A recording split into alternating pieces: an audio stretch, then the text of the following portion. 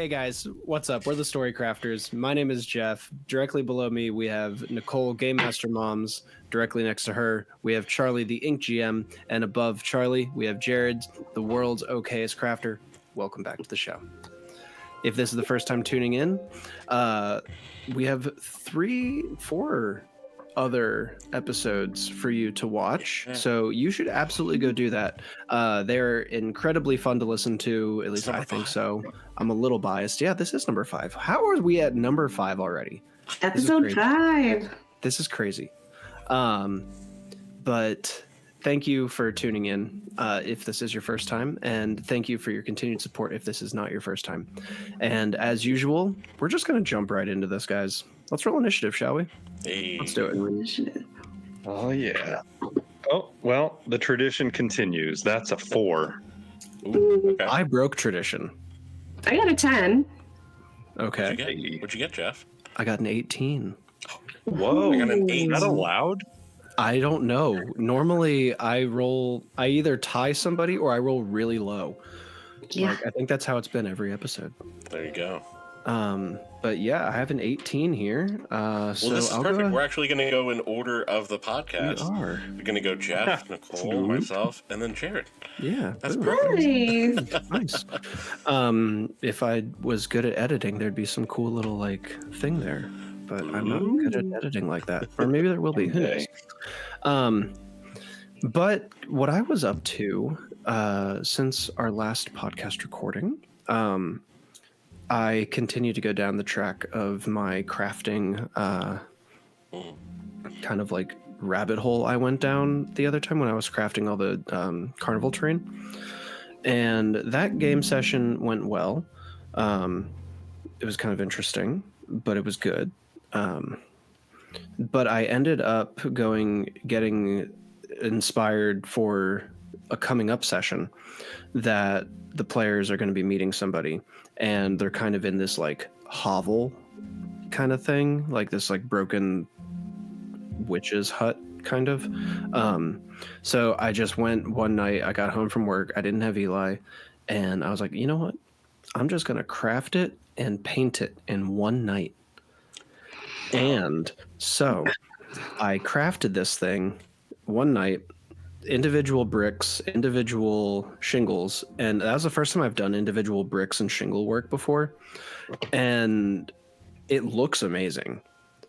But holy shit, I was like going cross-eyed, like trying to do this and make sure everything is like perfectly the shit. Oh, I was going nuts. But that airbrush that I got in episode 1, I think, I've gotten a little bit better at it. And with the help of that, it made painting it super fast. Nice. So the bulk of the process was really just slicing the foam. And yeah, that was pretty much I think crazy busy at work. We've gotten ridiculous amounts of events and stuff, and we're all drowning, but it's all right. Someday the sun will shine again, and we will have time to paint plastic people and play fairy tale games. So, Spring semester, man. It's busy. it's crazy. I No sign of remember stopping. that higher ed life. It's nuts. We're just like, can we take a nap or something, please? But that's kind of what I was up to. I haven't really gotten a whole lot of chances to really do like the hobby too much. It's just kind of been life, and I guess that's how it is sometimes. So Yeah, That's how it goes. yeah. Yeah. absolutely. Nicole, what have you been up to? Well, I feel like mine certainly segues well from yours. Like, that's how life goes sometimes, because I just got over the flu and a sinus infection, and I was like legit sick, like had a fever for 7 days straight. So that my life is still kind of recovering from like the haze of being sick for a week, because what day is it? I'm not sure. Don't know. Thursday. Yes. Maybe That's it. Thursday. I don't know. Yeah. So, Day that ends in Y. Yeah. Yeah, for so- our listeners, we were supposed to record a couple days ago, but we couldn't because Nicole was under the weather. So we're definitely glad you're feeling better.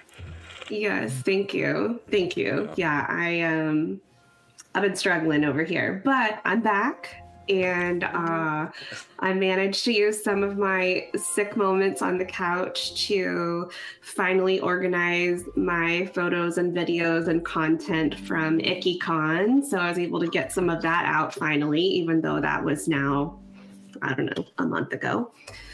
And I made it to my friendly local game store to pick up this beautiful thing. So good. For those of you that are not watching, I got the new monster manual from Wizards of the Coast. It's so thick. It's so big. And I got like one of the last copies that my local game store had of like the really pretty cover. So I've just been, sitting around and paused. Hi. Yet to get my hands on a physical copy of the Monster Manual. I've just been scrolling through the digital on D&D Beyond. But my word, the artwork is incredible. It's nuts. It's the amazing. The art is wild. I follow a lot of the artists. Come on, Mama, let's go fix the movie. D&D, Magic the Gathering, and some of the other franchises. Because a lot of those artists do very similar things. And yeah, they post sometimes like sneak peeks or projects like partially the way they're working through it. And that's like where I first heard that they were redesigning all the dragons. And I saw a couple of the sneak peeks and I was like, these look amazing. Yeah. My personal favorite is the adult green dragon. I mean, they're all incredible, but the adult green dragon artwork, if you haven't looked at it yet in the new Monster Manual, definitely go check it out. Yes, my personal favorite is the adult black dragon because I love how they elongated the spinal column in each of the vertebrae, and it looks so cool. But that was, it's still currently my favorite. But what is coming up for a second might surpass that is the WizKids just sent out an email about I think it's the Purple Dracolich mini. That came out. And that looks incredible. But I've not seen the artwork for the Purple Dracolich. But the mini, though, is insane. Yeah, it's an incredible monster. Yeah. Definitely one that I'm like Green Dragon? slowly. Yeah, I think it's the adult. I'm pretty sure it's the adult because what I love too is that they took the time and they did artwork for the Wormling, the Young Dragon, Adult Dragon, and Ancient Dragon. Oh, dang. Yeah. Yeah, it's awesome, right? Ooh, the young green dragon where it's like underneath the boat. Oh, that's sick. That's the one I'm thinking of. The adult one. Wait, no, is that the adult one? I don't know. Let's get back to Nicole.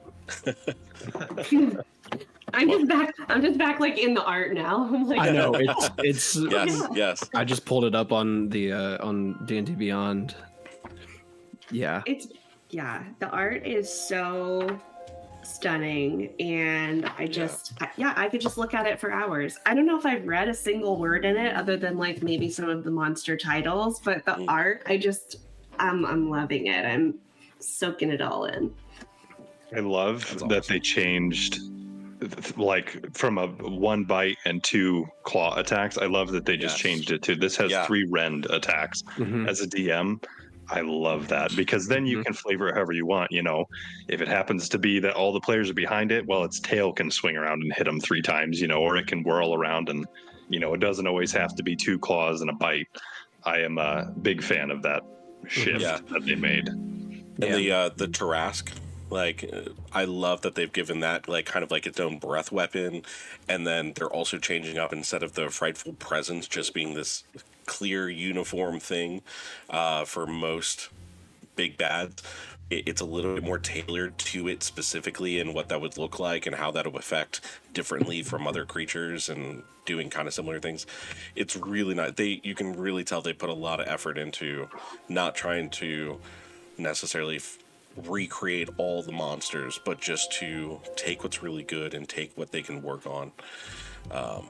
I think I was listening to an interview like a year or two ago with Chris Perkins, and he was talking about like why they were doing this revamp rather than a whole new edition, and he's like, because they did put a lot of time in 5th edition to make it, and it is really pretty solid, but they're like, but we also see now after 10 years of play testing, right? I mean, that's essentially what better way to call it, from the public. And he's like, we have a lot to work on that we can take that feedback, and instead of revamping and designing everything, just strengthening it. And I was like, oh, I love that.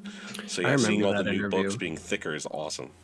Yeah, I remember that interview that you're referring to. Yeah, that was a good one. They did it live. They did one of those like D&D. Can't remember what it was, but it was when they were building up the hype for 5.5. Yeah, or 1 D&D or whatever it's actually called now. It's just D&D. I don't know. You roll a clicky clack, it makes noises. You make funny characters. So everyone has a great time. Yes, everyone has a great time. Yahtzee. Oh man. Yeah. So Nicole, you were sick. You read some Monster Manual stuff. Yeah, I mean, looked at more than read, honestly. The reading will be on the second pass. Right now, I'm just looking at the pretty pictures. It's a picture book. This before is the way. It is. Yep. It is. And then, other than that, just been doing some writing. I'm really like putting a lot of my writing energy into finishing up the core game book for the Adventures in Etheria tabletop role-playing game. So working on that. That's so exciting. That's awesome. Can't wait for that. How about you, Charlie? Yeah. So I think I had mentioned last episode, my non-D&D life has been very busy. A lot of work. Which unfortunately has resulted in me having to cancel most of my D&D sessions because I've just been working overtime or had other stuff and everything. So I've not played a lot of D&D. Thankfully, I have been able to play some D&D, so I am still grateful for that. Specifically, I had a really big one-shot adventure that I did for my birthday, which was a ton of fun. Got a bunch of good players together, and we had a great time, and that was a lot of fun, specifically for me, because I got to do a part of my homebrew world, a one-shot to flesh out some history, and that was just so satisfying for me. And seeing these players at my table that have been in my campaigns for years, and getting to shed some light on things and share some lore of why things are the way they are in certain places and other stuff, and they were just like, what? Like finding out one person is a lich, that was a big revelation. It was really cool. My favorite, I'll just say it right now, my favorite part of that whole session was right towards the end. They killed the lich, but of course, it's going to come back because they don't know where the phylactery is. Except there is this lich is one of several generals, we'll say, for an even larger big bad. And so, having killed that lich, then they saw the body move, and then these fingers come out from the mouth, and then split it apart, and this god came out from its corpse, and was standing there and had this whole big list of this god that is this big bad, and they were just like, watching their faces, they were just absolutely like, hold on, we thought this was the bad, and there's a bigger bad that they worship and work for, and they're one of like 7. Oh crap. It was really cool. That was a lot of fun. It's awesome. And then I've got a big private game that I've been asked to run this weekend, which I'm very excited for. It's going to be a lot of fun. So that'll be really good. But the biggest things D&D wise that have come up since last we've met is going to AwesomeCon. 3 of my one-shot modules. We're super excited and gonna be stoked for that. And the other one is GaryCon. I'm officially going to GaryCon, and I am absolutely excited. It's going to be so incredible, and I'm excited because I'm going with someone who's a vendor and going to be part of out and everything. So nice. I get to be there for the whole con, set up everything every day, and it's going to be a blast. Cool. Yeah, so I'm really excited for that. Yeah. What are you most looking forward to for that GaryCon? Are you like going for anything specifically, like? Or are you just the whole thing? Honestly, all of it. Like, there's going to be so many incredible people that are there that I'm really excited to, hopefully meet and at least say hi to, if not talk to for a minute or two. The booth and table I'm going to be at, a lot of people are going to be coming to naturally, which is the Weather Dragon booth. And we're going to be at that awesome table. And then one of the things I get to talk about while I'm there is how much I love GMing at his tables, because I really do. They're sick. They're sick. Yeah. So beautiful tables. Yeah. So get to talk about D&D. Get to talk about the coolest table that I've ever GM'd at, and get to GM at a regular basis, and meet just some of the coolest and best people in the industry. I'm so excited. It's going to be such a fun week. So yeah, honestly, I don't know. I decided to wear for our recording, my favorite Hawaiian shirt, because I know they do that one of the days, as a Hawaiian shirt theme day. But yeah, it's just going to be cool. I'm really excited. Trying to go in with very little expectations, but just a lot of excitement and enthusiasm, and hopefully I can save a few dollars between now and then, so because I know there's going to be things I'm going to want to buy when I'm there. So for sure. Yeah, that's going to be so much fun though. I can't wait to hear about that. That's going to be awesome. Yeah, it's gonna be pretty cool. We might have to. Just saying that, we might even have to try to do like a recording session one night when I'm there from the hotel or something. Yes. Yeah. That would be so cool. Yeah. Yes. Yeah. We don't even need a topic. The topic is Charlie tells us all about his day at con. Yeah, you have a mandatory needing to go live too while you're there. Oh, 100%. 100%. Absolutely. Even if you're just live and stick us in your pocket just so we can like observe, that'd be great. Yes. Yes. Little like printouts of our heads like in your little like pocket or something, so you can just see us like. Yes, absolutely. Yeah.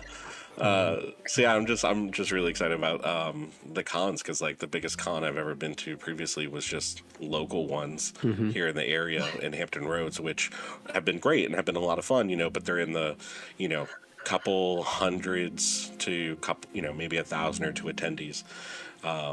So to go to like AwesomeCon, which I think is like almost like 100,000 people or something like that. And then on the flip side, GaryCon, which is not nearly as big volume-wise, but is like the biggest con when it comes to who's there in the TTRPG community. Wild. I'm just so grateful I get to go to both. So, yeah. Man, that's so cool. I keep like playing with the idea of just buying a couple tickets to Gen Con, because the badges just went on sale last weekend. And I'm like, I don't know how I'm going to get there or who's going to go with me, but I want to go so bad that I almost want to just buy the tickets and be like, well, I got tickets, so I have to figure it out now. Yeah. It's only like 2.5 hours from where I live, and I've never gone. So I'm really hoping. I need to look into the specifics of it. Really hoping. Let's go. This year, so. Yeah. I've still funny. never even gone to a con. Dude, Jeff, we're gonna get you there, man. I know. Yeah. I need to go. Yeah. I need to go. What con are we talking? Gen Con? Let's all just plan on going to Gen Con. Let's do it. Yeah, let's go to Gen Con. It's this summer. Yeah, I was. That was another thing I actually got to do. Was I was recently on the Nicole. I know you were on the SideQuests podcast. Yes. And I got to be on the Dapper Meeples podcast, and they're excited. They're going to Gen Con again, and they got to go before, and we were talking about that, and I was like, man, that would be a really good one to go to. It's big. That's for sure. Yeah, that's cool. I could totally make that. Yeah. So for I just me, pulled it up. I was like, We're going to Gen Con. Do it. Totally make that Manifest work. it. yeah, there you go. Man. So for me, I had a blast in my last D&D session, coming off the heels of a player death. The goal was to get this player's new character introduced in this session, but we had to kind of, it wasn't just going to happen immediately. So I texted my friend, this player, said, "Hey, what do you think about helping me run the first combat?" And it was by far the most fun I've ever had. My players had sailed towards this new land that's very like marshland, and so one of my players and I both got to RP as a troll. It was incredible. We were, the stereotypical like overly confident, way too dumb sort of brute trolls. It was just the best. It was truly so much fun to have somebody to like riff off of and stuff. And I was actually proud of my players because they actually didn't kill them. They actually trolls regenerate and they keep coming back. So they gave them a little, what for. But the trolls actually got up and they actually kind of talked to them and let them go. So it was maybe a first for my players to not just try to nuke everything. So that was a lot of fun. We did then get to proceed and get the new character for that player introduced, which is always fun. I love doing player introductions, especially when it's an ongoing story, just seeing how that dynamic is going to shift. They were playing a rogue. They're now playing a cleric. So it'll be a big shift for them too, as far as play style and everything. So I'm excited about that. Beyond that, crafting, I've been very busy. I have a very, very big project that I have now started working on that I actually can't really talk about. Many details will be shared in the future when the time is right. But very excited about it. It's going to be a lot of work. So it's a little bit daunting, but in the best possible way. So a lot of carving of foam and painting of things. So I've actually messaged Jeff yesterday or the day before, ask him, "Hey, you still like your airbrush?" Because I think I will be needing to take the dive into that, even if it's only for priming. You should, because it's going to be a lot of work. Yeah. So let's pull some exciting threads. Is this like a collaboration? Can you tell us that? It is a collaboration, and beyond that, I really can't. I truly can't share more. So yeah, very excited about it though. It will all in due time be shared in both, on here talking about it, and I will be documenting the process so that I have plenty of content to share when I'm able. So and so audience, it'll be pretty cool. Truthfully, he's not just like baiting you all. He's also baiting us too. We don't know what this is. So I was excited. actually about to say, on whatever platform you're listening to this or watching this on, comment what you think Jared is crafting and who it's with. Yes. That's a good one. I like that. And if you can get both of them, maybe we'll do something special. I don't know. There you go. But I can neither confirm nor deny any of the speculation. It's all subject to if we actually commit to doing something. But for real though, comment below who you think it is and what is Jared crafting, and we'll find out together. Hey, that being said, let's all pitch our guesses. Ooh, there we go. Who Hold on, let me get my poker face going. On camera, so this has to be like. Right on the head. Let me get my poker face going. Man. Okay. I'm gonna say Chaotic Studios, because I know you did something with them before. Last year. I have worked with Chaotic Studios before. Yeah, great people. Yep. Love Chaotic Studios. Yeah, that's gonna be good company. Okay. Love it. I'm gonna say Cigar Battle Mats. Ooh. Or whatever. I also really love cigar box battles. Yeah, big that's fan. What it is. Cigar box battles. That's what it is. Yeah, that's if you need a battle mat, that's the place to go for sure. I'm just gonna go like totally off and say it's not so much a professional collab as like a personal thing, and it's for like some kind of like wedding or baby shower or something like that. Oh, I love that. I idea. love that. Yeah, Okay. that would be Love really that. Some kind of secret event in the future. Yeah. Okay. A proposal or something, maybe. I don't know. One of you may be right, but we'll never all know. find out. We might all be wrong. We'll find out how wrong we all are. Maybe I'm also wrong. Who's to say? Oh my gosh. Cool. Man, you guys have been up to some cool stuff. I will add one more thing that I neglected, and then I know we all have something that maybe we could talk about. Was NotSoMiniatures. Really awesome company that is making like incredible, like 3-foot tall miniatures that are scalable, terrain, and some of them are even monsters, and they're amazing. They're so cool. And their 3D printing is resin based, and we're working together on a few things, and they sent me a couple to be able to do like a review video, which I'm excited to film this weekend. And just excited to go live stream and do some painting, because it's been forever since I've done painting. But like, guys, these miniatures, man, the detail that is on them is incredible. I mean, I have seen some really awesome stuff before, but these companies and files that they get are so detailed and so well crafted. They're absolutely amazing. One of the ones I got is with my homebrew setting, Arcane Adventures After Apocalypse. One of them is a tombstone that is got skulls and is also a zombie, and then another one is like a really like legendary set of armor that's been animated and haunted and possessed. So rather than your traditional like Curse of Strahd armor that got a couple hit points, like I mean this is like a legendary suit of armor from some level 20 hero that is possessing it. It's so cool looking. And then the biggest is this massive guy. He's like, I say he's like this big because he's like 5 times the size of a regular miniature, and just the level of detail and stuff on that is just astounding.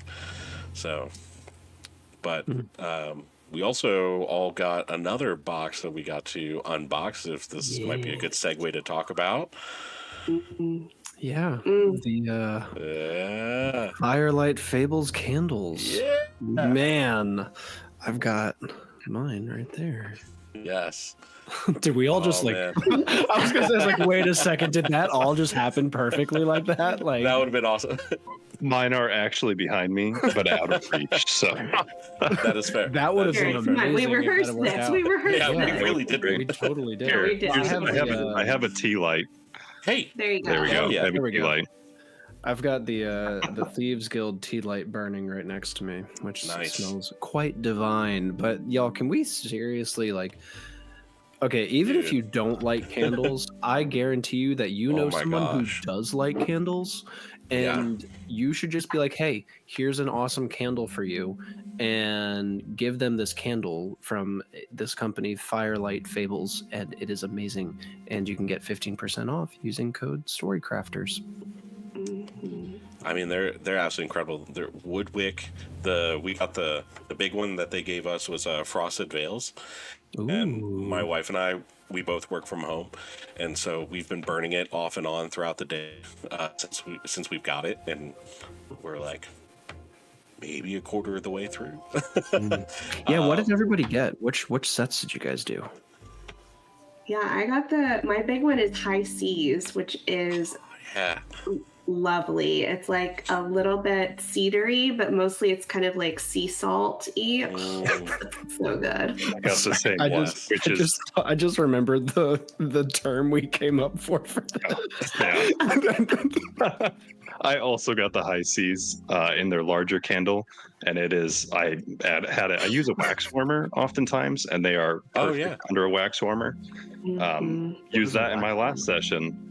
It's like basically a light bulb that shines down off the candle, and Perfect for all your high seas adventure. I will say, Sure. if you're not actually burning the wick, you're kind of missing out on some of the like sound effects, because it has a nice little like fire crackling noise that changes every once in a while. It's a large wood wick too. It's nice and wide. Yeah. It's like that. It's like a whole sensory experience. Yeah, I got the Frosted Veils, which is snow powder, red berries, and fir needles, and it is absolutely the most it's the best winter scented candle. I was gonna say like that. My wife and I have ever had. But like in the best way. Like some of them, they seem like almost like a little too artificial or anything. But I mean, like we've burned this every single day, and we have not gotten tired of it in the slightest. I will butcher this, but all of the products that they use are all safe for pets. They're all natural ingredients. Yeah. Truly fantastic. Yeah, it says coconut apricot wax candle, which is amazing. Yeah. So none as of Jeff the gross stuff in there. It's all just the natural stuff. Yeah, let us know how it tastes. As Jeff said, use code StoryCrafters for 15% off your next purchase at firelightfables.com for all your fantasy and TTRPG inspired scents for enhancing immersion and inspiring creativity. They're awesome. You should. Hell yeah. Man, I think that's a good time as any to transition into a very special lore segment that's going to be brought to us by Nicole. And so she's going to take us into the world of Etheria. We'll see you in a bit.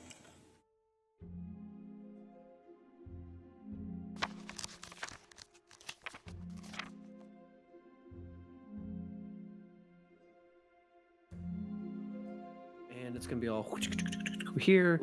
And hey, welcome back, guys. We are about to jump into Nicole's section of the lore here. And this lore segment is truly special as it is coming to you guys from her own homebrew world, Etheria. And maybe we'll get a little look into the book that's coming out. So, Nicole, take it away. Yeah, this is like a little bit spoilers. I don't know if I've actually publicly talked much about Etheria and the geography and the lore. So buckle up. You're getting some sneak peeks into stuff that's not released yet. Yeah, so Etheria is my basically homebrew setting that I do all of my kids' D&D type games in. It's also the setting for my book series and the setting for the tabletop role-playing game Adventures in Etheria that will come out at some point, maybe this year. I don't know. We'll have to see. But Etheria itself is actually the name of the continent. So it's a large continent with different regions. You can kind of think of it like similar to like Westeros in like the Song of Ice and Fire. And through the middle of Etheria runs a large river all the way through. And the area I'm going to talk about today is in the Ester Vale region, which is a little area in between two mountain ranges that the river runs right through. And to the north of this vale, there are large mountain ranges. They're called the Solene Mountains, and they're very high and mysterious and pocked with a bunch of moss-covered cave entrances that look like they're just ready for some adventurers to come explore. And at the base of these mountains is the Heroes Academy of Etheria, which is the main setting for my first book, which now has a name, An Unexpected Quest. So cool. So cool. Most of that book takes place in the academy, the Heroes Academy, which is, you know, kind of a place, I guess you could imagine it similar to like a Hogwarts, right? It's where the young adventurers from all over Etheria come to study and hone their skills before going out to be true heroes and go on quests. so that's a little bit about that area. The main town, which I feel like is like your starter town whenever you're entering this world of Etheria, is called Ferion. And Ferion's just a cute little town with the mountains to the north, and to the south and east it's bordered by this lush forest. Really, the town has pretty limited sites or points of interest.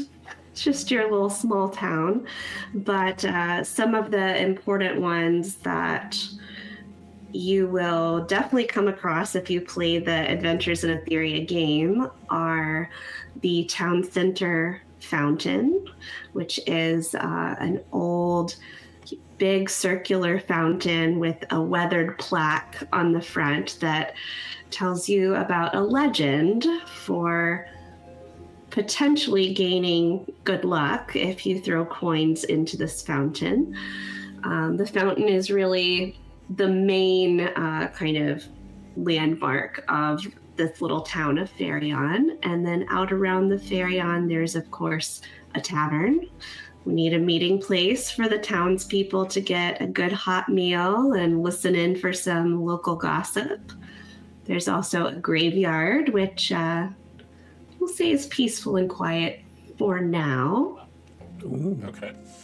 And a market with some stalls where you can go buy some goods and meet some vendors that are selling their wares. So that's I think that's about all the spoilers I'm going to give for now, but just kind of to give like a little brief lay of the land of the starting area in Etheria that you guys will see when you read my book. God, that's so cool. That's awesome. What's the name of the big river that runs through the continent? That is a great question, and I cannot even remember right now. I would have to pull up the map to tell you. Okay, We'll Jeff. put it in the show notes. That sounds incredible. I'm so beyond excited to get to explore the world and start to see, this world that, we've been seeing bits and pieces for over the last several months as you've shared tidbits on Instagram. I'm so excited to see it come to life. I have so many macro geographical questions I want to ask. Sorry. He's like, I'm about to tear your world apart. I'm just so curious. I love world building, but particularly I really love when people reimagine or invent like a planet itself and a new world, truthfully. So I'm curious, like you said this was like a continent. I'm like, how many other continents are there? Are there any large active volcanoes? How many moons? What do you see at night? Is there aurora borealis kind of thing with the magnetic field that occurs, or are there any major stars that have like any legends or stuff? And yes to all of that, except it's the only continent. This planet, I guess, where the continent is, it was hit with a meteor, and that's what actually created the continent in the first place. And the continent's actually a really cool design. I'll get with you, Charlie. I'll show it to you because I feel like you'll appreciate it. I'm already loving all of this. I'm like, this is fantastic. This is like the distant sequel to Waterworld, it sounds like. That is so cool that there's just one massive land chunk. I love that. That is so cool. Mm-hmm. Yeah. Man. Oh my God. Lots of adventures to be had. Well, I'm planning to build it all out and share it with you guys one piece at a time. Is this is tailored towards kids still, right? Like, is this the main focus is kids still?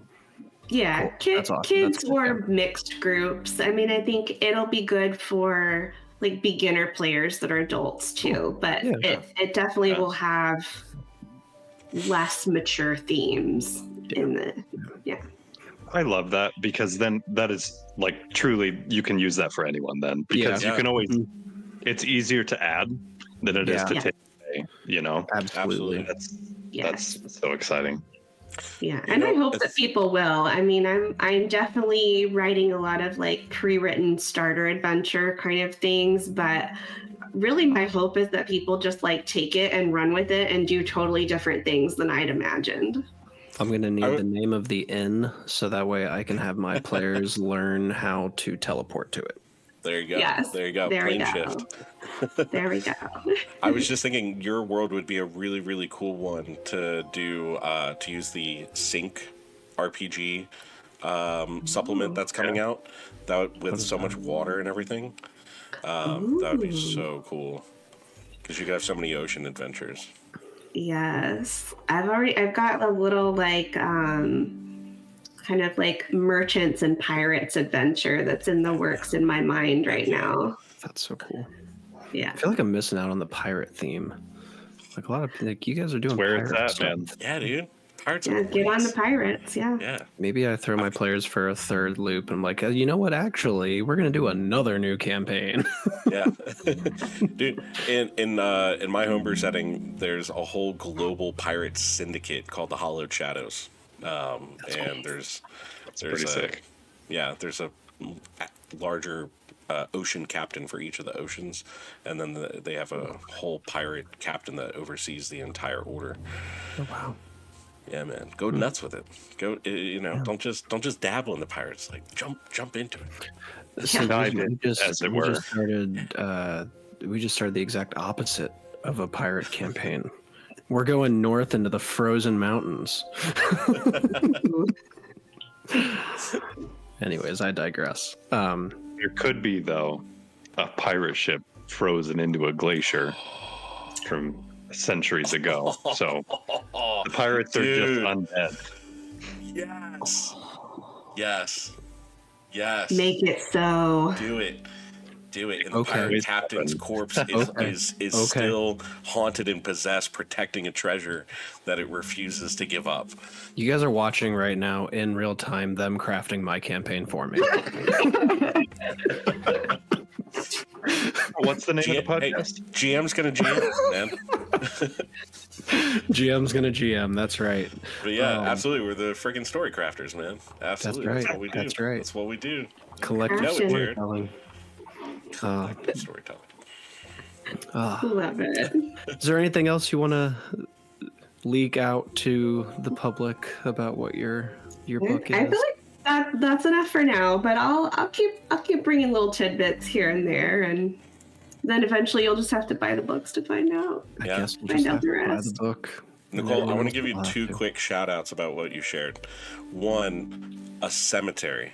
So many people and so many things I read about towns or regions or anything, they don't talk about that all the time. And especially if you've got an ancient city, right? You're gonna have like some kind of like ancient burial grounds or crypts or a ritual place or waters where they send bodies off or burn people at. Like you gotta incorporate that to some degree. So I love that you do that innately and do it also in what is supposed to be a setting that doesn't have a lot of mature themes. And I love that because it doesn't have to be dark and scary, and so I absolutely love that. I think that's so huge shout out to you for that. That is really, really cool. And then there was something else I was going to shout out at you and I can't remember, but just in general, it's badass. Really cool. Love what you're doing. So excited for the books. I think from like a non-horror side of a cemetery, like a band of skeletons playing like the xylophone on the rib cages and stuff. Like, Yes. There you go. They're friendly. they're friendly. They're just hanging out. They're vibing. They're just Just chilling. an undead bard. Yeah, Yeah, Just hanging around. Just trying to make some milk money. Oh man. Well, with that, we're gonna go ahead. We're gonna transition here and go fill your drink. Go do what you gotta do. We're gonna come back here in a minute, and we're gonna talk about GMing for new players and well-experienced players, and both of them at the table at the same time. So we'll catch you in a minute. See ya. Welcome back to the show. We're about to get into our main topic here, which is GMing for brand new players and experienced players. We've all been there. We've all started as the new player at the table. We've all started as the fresh GM. So, guys, I'm going to kick it off here, but start thinking about how you handle this. Personally, I started GMing as a brand new GM with 3 out of the 4 players were all brand new. We had all just jumped into it, essentially. I had played a few sessions before then with my friends, and they're like, hey, I was like, I really like this. Then I had one of my other friends like, hey, do you want to run a game? I was like, that sounds pretty cool. So I just kind of jumped into it, and I ended up finding out that I enjoyed GMing actually more than being a player. And I do love being a player. Like, I love playing Kargrim. If I get a chance to play Kargrim, I'm going to play Kargrim. I just like it. It's fun. But being able to play all those other characters as well is just even more fun, because I got so many voices in my head anyways. Like, I got to get them out somehow. So from a GM perspective, being new, it can be scary though too. Like, especially if you're GMing for people that are new, because especially like the world that we live in these days, a lot of times like people get interested in D&D from social media, right? Like Twitch or YouTube, Critical Baldur's Role Gate. or Baldur's Gate, exactly, yeah. Critical Role, Baldur's Gate, Dimension 20, 20-sided, what is it? 20-sided Realms or whatever it is. I can't remember what the other one is. Yes. The other big one.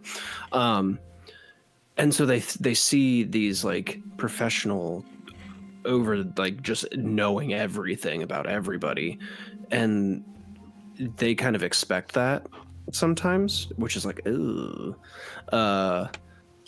hopefully you can't. And so that's kind of intimidating a little bit. And I'll be honest, like I have those, like I GM for people that have been playing longer than I've been even knowing about Dungeons and Dragons. And so I just kind of, from a perspective of like, I think I was actually talking about this the other week about imposter syndrome almost, and like the Matt Mercer effect, which is kind of a little different than like what this topic is. It still pertains to the topic, because it's like, how do you GM for new and experienced players, right? Which also I feel like it applies to the GM as well. Like, how do you GM yourself as a experienced player or a new player? But I kind of feel like these times where like I have to deliver this like perfect game. And so for like new players, I kind of go out of my way to make sure that they get like not a spotlight per se, but like kind of like everyone knows at the table, like, hey, so-and-so is brand new, right? It's kind of like a team of like, it's not just me as the GM being like, okay, cool, like you're the brand new player. I personally am going to focus all of everything on you. It's kind of like from our table, at least with me, everyone is super helpful. And like, oh, maybe let's say like, over the table real fast, like, here's kind of like a quick little lowdown of what goes on. Combat, especially, like here's how the action economy is, and they're like super helpful with that. But also too, I'm really lenient with like a player wants to do something, and I'm like, okay, like that's fine, like let's go ahead and do that, and then here's the outcome, and then like you can see like the regret like immediately in that new player's eyes is like, that was not what I was intending to do. And it's like, okay, let's back that up real quick. We'll reset the stage kind of, because like a lot of new players don't understand the verbiage of like when they're saying like, oh, I go over to the table and I start looking for stuff. It's like, okay, cool. Like you start looking for things, but then they're like, they say something that they want to do, but they mean what they want to do, but they say it in a different way. So then you as the GM interpret it as one way, like actually that's not what I want to do. And then it's fun watching the evolution, at least I think so, of the players getting from like, I don't know what I'm doing, to now I've got players now that have been playing for, 4 years, that's like they're intentionally trying to break the game at this point now, like, which is super cool. And then for how I GM for experienced players, kind of in the same vein, of I just like to have fun. I'm not super serious, and I really play on the rule of cool until it's not cool. But I don't really like when I'm GMing. I'm more in character, more like there's less like voice of God type thing, like the narrator, if it were, right? It's as like everything is more in character, more RP heavy. And that's kind of like what I'll do for the two different styles. And typically my more experienced players will have more intricate combats, more intricate traps, things like that. The normal things that you would expect. Even so, I think trolls are kind of interesting for like considered to be a low level fight, because you can't kill a troll without putting fire on it. Yeah, and that is fun though with new players, because they typically don't know that, and they're like, what? But new players, they are also familiar very with that. dangerous. They can just keep messing you up. Basilisk is a creature that I like to kind of experiment too, because it's like, well, are you looking at the basilisk or are you not? Ooh, and you can that's a good see one. like gears turning, even with experienced players, unless they've fought that specific creature before.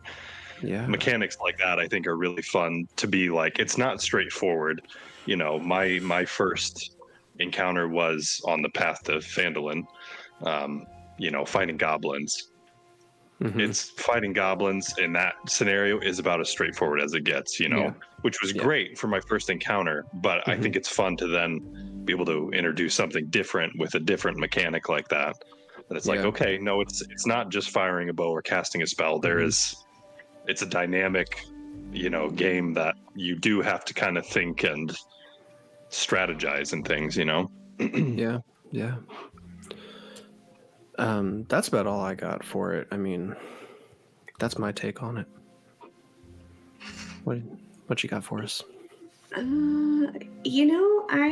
was thinking of this in a couple different ways, because most of the experience level difference at my tables ends up being more like age difference, right? Like obviously, like a 5-year-old is not super seasoned in playing D&D, whereas like maybe their parent who's playing with us is. Not necessarily, but sometimes. I don't know. I feel like maybe my answer is the same, whether it's a like mixed ages or a mixed experiences table. And maybe this makes me a lazy GM, but I'm a pretty new GM myself, so I'm going to just take it. Typically, the main thing that I will do is like, if I have more experienced players at the table, I will let them like do stuff for me. Like I let them help me with stuff. I let them like, sometimes I'll go like whisper in their ear and be like, we're about to role play this thing and I need you to play along. Okay. Like, can you bring in the other people? I kind of like recruit them to be like assistant dungeon masters during the thing, because it gives them something to do, and they usually like being more of a part of it, and takes a little of the pressure off of me, and tends to make for a more creative, like interesting game, because then it's not just resting on me and what I come up with. It's like more of that shared storytelling experience even more. So I just recruit them. I just pull them in. I'm like, oh, you're better at D&D than me? Great. You can help me with that. I was actually going to ask you, one of the questions that I had for you specifically was, how do you keep your more experienced players with that different of an age group still engaged and entertained? Because I mean, kids are kids. You need to appeal to a child, and an adult is going to think, So, but I think you just kind of answered my question there. Yeah. I mean, if I can tell that they're like kind of getting bored or like not super engaged, then I'll usually just like give them something to do. Like, hey, can you, in addition to playing your character, can you also run like this NPC that just showed up, or this combat encounter or something like that. But I also have told a couple of the adults at my table that like they need to get over themselves because it's not about them, and if they want to just go play D&D with adults, then they should go find another table. There you go. Sometimes you gotta set that boundary. Pop Yeah. off. Okay. That's what I was going to say. That might be the correct answer of just like, it's not about you, you know? Yeah. Yeah, like this isn't just adults D&D time. So if that's what you signed up for, this is not the game for you. I love that. Yeah, I mean, I would say that would go same thing for if you have a table and you've got mixed experience and you have somebody that's more experienced that's upset, you know, be like, being at this table is voluntary. Like, you're not being forced. If this is not the pace that you want to do, go do something that is purely for people that have been doing this for however many years or sessions that you want, you know. Yeah. Man. And I definitely play similar to you, Jeff. I do like rule of cool a whole lot, and every once in a while, like one of the adults at my table will be kind of like a rules Nazi sort of person, and I'm usually like, yeah, no, we don't play like that here. We just don't. Like, I'm just not that kind of DM. Sorry. Yeah. I've run into a few of those. I'm like, it must not be fun to be in your head. I feel like I say this every episode, though. This, to me, is the beauty of D&D, though, is there are the rules, and there are, I'm sure, tables where it is letter of the law through and through, full stop. But you can then adapt it, and you can throw out 90% of the rules if you want to, you know? And that, to me, is why this is great, because it is all collaborative storytelling, and you can adapt and create your table to fit your group.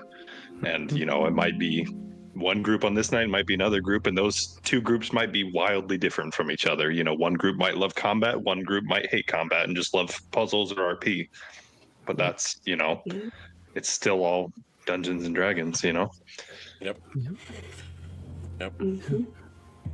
To keep on pirate theme, to quote Pirates of the Caribbean, the rules are just natural guidelines. Yep. Always a good one. Yes. All right, that's what I got. Over to Charlie. Yeah. So I've had, since I've been doing quite a bit of you know, professional GMing and whatnot, I've had a lot of games that, like, so my 3 campaigns that I do through Rogue Gamemasters, only one of those campaigns has a table full of players that have all played D&D to some experience level prior. My other 2 groups are very much a mix. And when it comes to campaigns, I treat campaigns differently than I do one-shots, where there's a mixed experience at the table. So, like, for instance, with campaigns, I will use an opportunity with a new player when asking them, okay, you know, like, say, for instance, you come in a room, what do you want to do to figure out what's in here, any mysteries, etc. And I'll ask them, I'm like, describe to me what you would like to do. And rather than saying, like, what ability check, right? Because they're still getting familiar with those and learning those. And then based on what they'll say, I'll say, okay, well, I'll tell you what.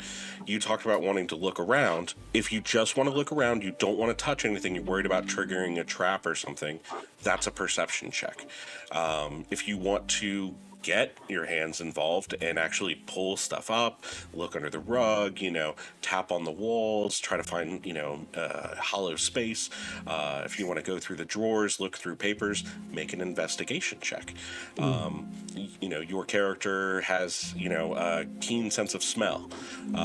So, you know, perhaps this might be a survival check, if you want to try to go from that angle, or perhaps a nature check if you want to try to use, you know, more so if you're what kind of scents are in the air that you might be familiar with. And I'll go and I'll give multiple examples, so that way I'm using it as a learning opportunity to help them get more familiar with the different ability checks, while still presenting them with opportunities and allowing them also time to think on their end too, because that, I feel like, is what is the worst, whether you are a new player, experienced player, or anything, is just when there's silence at the table that isn't for suspense or something else. Where somebody's, whether you're the GM being like, hold on guys, let me look through the dungeon master's manual, and you've got this prolonged silence, or somebody that, during combat, and they're like, hold on, I've got to roll 12 dice and I'm not good at math, so give me about 2 minutes to add this up.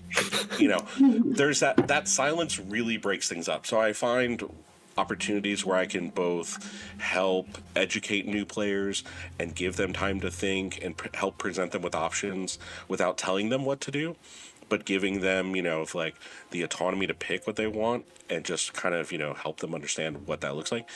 It helps fill that space. It keeps the other players engaged at the table.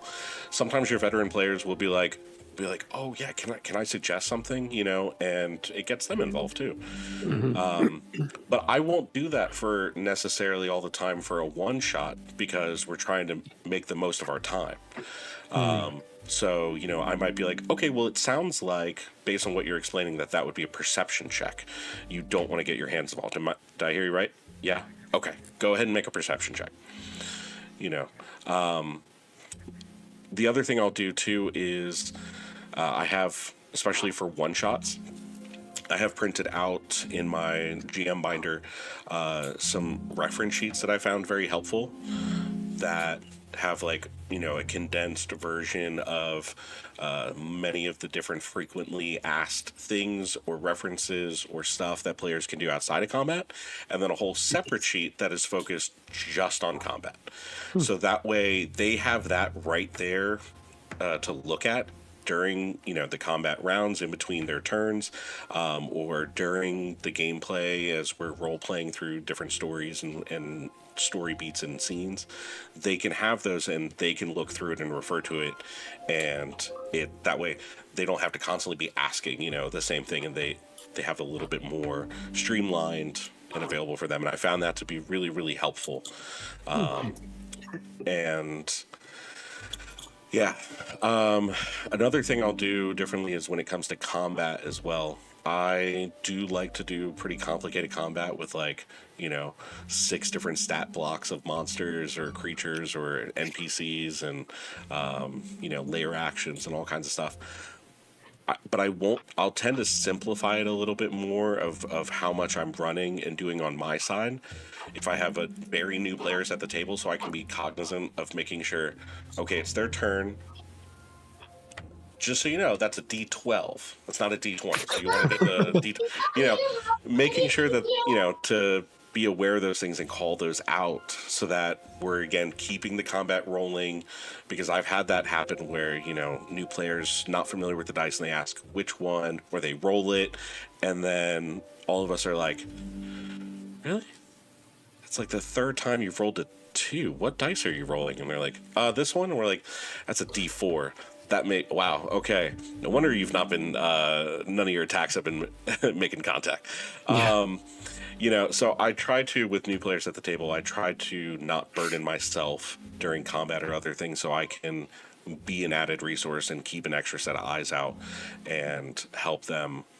And also just helps the rest of the players at the table too, right? Because if they're doing the best they can during combat, dice will be dice. But obviously, if they don't know their dice well enough and they're rolling D4s instead of D20s, obviously that's not happening. But typically, it's like new players I find often get D12s and D20s mixed up, or D10s and D12s, the D8s and D4s also. But yeah, so those are a few little things that I do that I've found that really helps keep things moving, prevent silence at the table, but also not railroading new players, right? And presenting opportunities for veteran players to kind of like, I'll ask them sometimes, like, if it's like a first session in a campaign or something, like I'll ask them, what does your magic look like? And sometimes asking those role-playing things that pull in mechanics will help new players feel like, oh, this isn't just rolling dice, or this isn't, I don't have to just be creative, and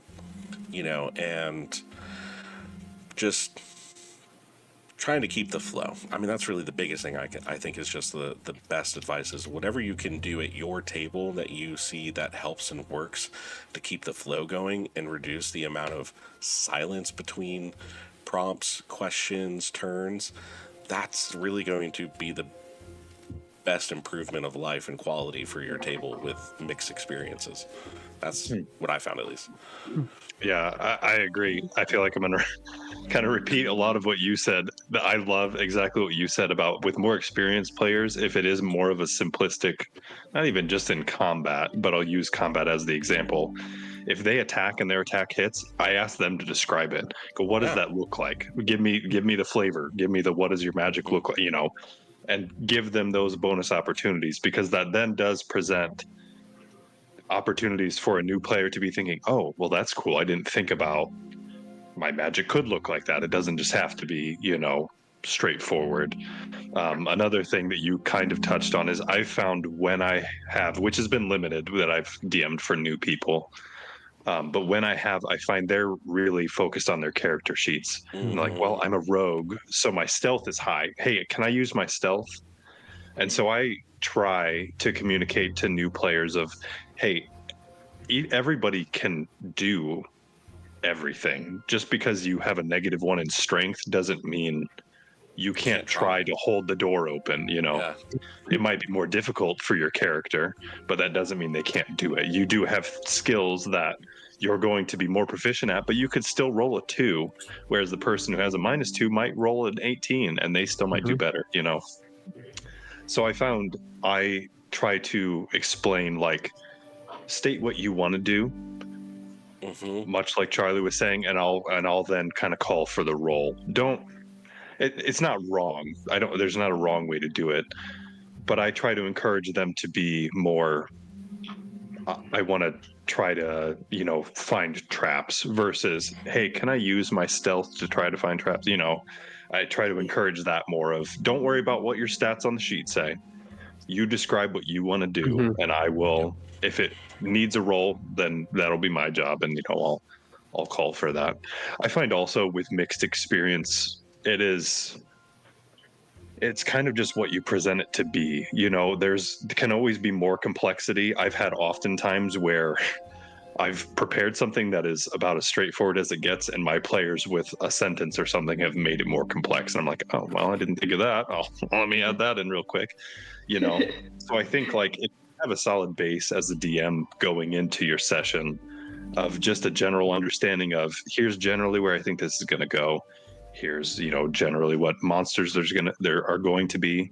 I find if you can present it clearly, oftentimes the wrinkles just kind of iron themselves out. And once you kind of get that momentum going, if you have experienced players, they kind of jump in and they'll kind of help when help is needed. And, I think it just gets the creativity flowing, because it is more than just rolling dice. And I think that there's a lot of very creative ways to be able to present that. I remember when I was first a player, I was very by the book. I played a cleric for my very first character, and I was like, well, I'm a dwarf, so I'm going to be stubborn and have the stereotypical Scottish accent, all these things. And I actually played with my wife, and she was a rogue, and we were fighting goblins and a warg. And she was looking through her inventory. She ended up setting the warg on fire. And I'm sitting there thinking, like, man, I never would have thought to even try that, Yeah. And then that got my gears turning, like, all right, well, I want to do something cool.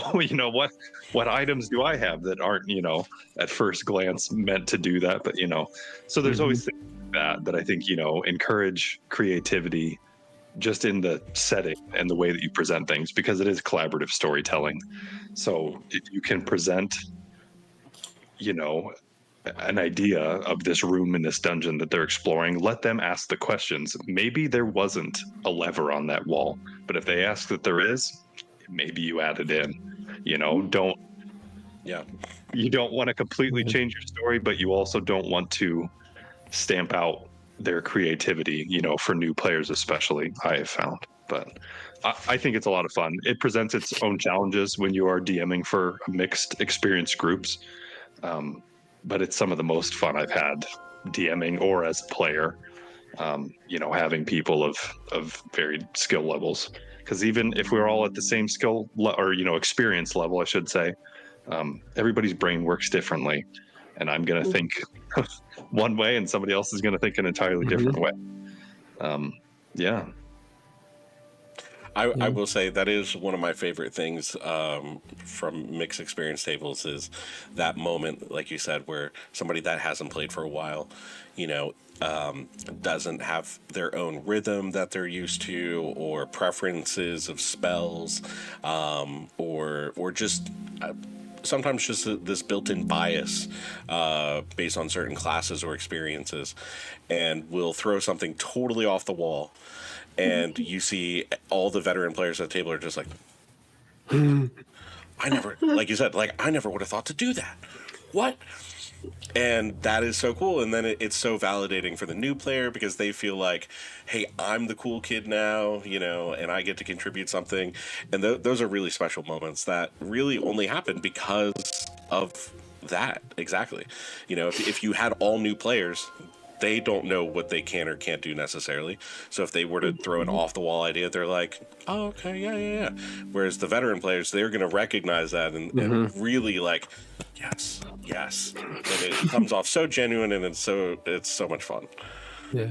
I think even as a DM, if you have a straightforward, again, using the goblins, if you just have goblins, try to think of inventive ways that the goblins could try to attack. You know, don't just because they have a short bow and the other one has doesn't mean that they can't do other things. If you can present to your players, clearly this is a low level, straightforward enemy, but they're still doing stuff that's kind of like off the book, then they may be, well, if that thing can do that, surely I can try something like that, you know?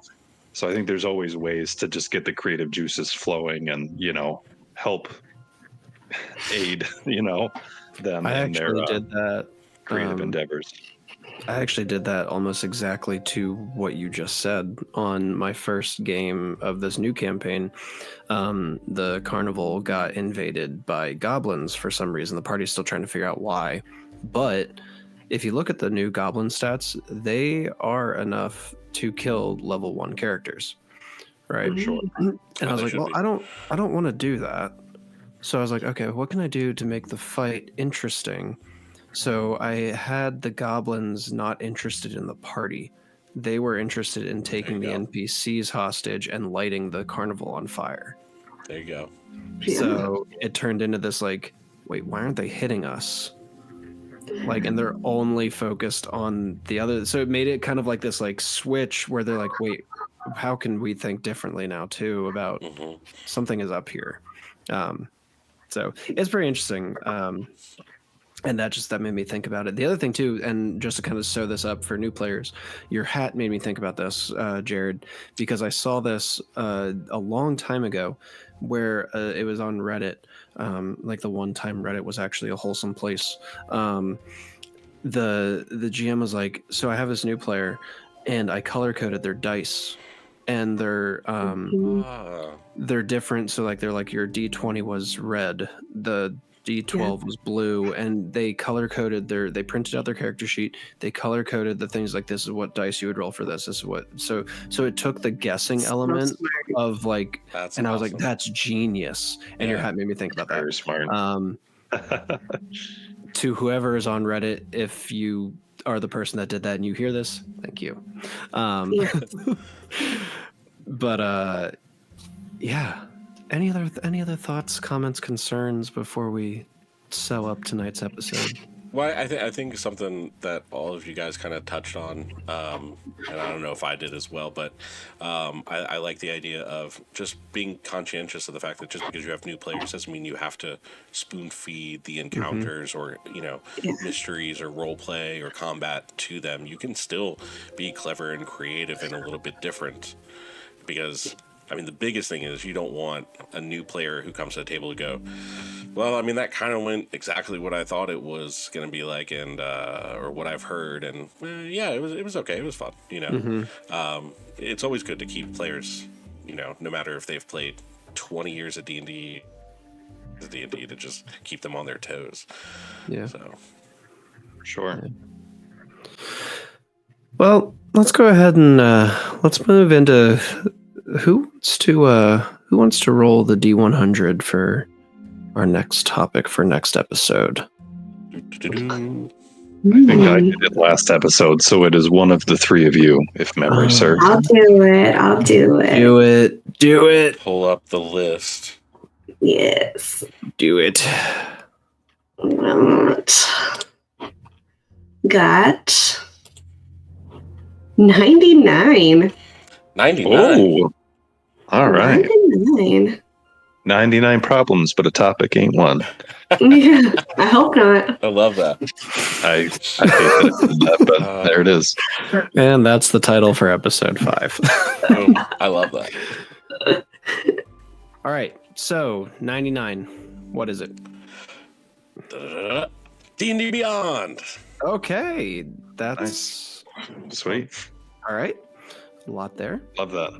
That is probably one of the most used apps on my phone. Yeah, definitely. Very bad. Sorry. One of my favorite little D&D jingles is the one that Critical Role did for D&D Beyond. I've definitely listened to that a couple of times in a row. It just is so catchy. No, man. Well, I'll be listening to that until our next podcast. But from all of us here, we're the Story Crafters. Again, my name is Jeff. We have Nicole, Charlie, and Jared. We're the Story Crafters. That's going to be it for today's episode, guys. Thank you so much. Tune in next time for whatever else we get into over the next week or two, personally, D&D wise, and also too, let's talk about D&D. So, or D&D Beyond, to be more specific. D&D so until Beyond. then, thank you very much, and we'll catch you in the next one.